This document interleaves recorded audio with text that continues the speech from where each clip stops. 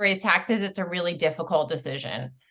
This year's 5-cent tax increase is the result of a number of factors, including conservative budgeting through the pandemic, previous adjustments to be tax neutral during reval years, the need to address the impacts of year-over-year inflation on supply costs, and our obligation and desire to pay our employees fair and competitive wages after years without a pay increase.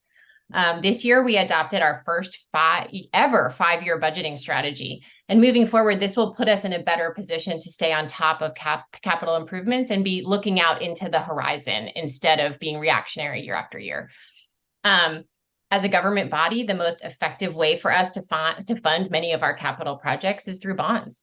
So annually, we review our debt capacity and make sure that we're doing everything we need to in order to maintain our AAA bond rating status so we can get good interest rates. Another strategy to make our money go further is by leveraging federal grants. And that's why that planning is so important. The feds don't give money to people who don't already have plans. Each year, we submit a list of projects to our congressional representatives as part of the Community Partners Program. And we've got several $1 million that way. Additionally, we now have a full-time grant writer position that I championed on staff to help us apply for money from more places.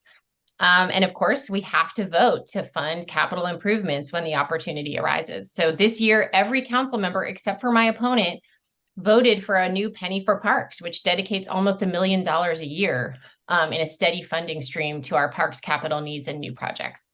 As I'm sure anyone who's tried to get any work done at their home during COVID knows, over the last few years, you'll understand it was hard to get projects done due to labor and supply chain shortages and high costs. But we've worked through those with our budget in a healthy place.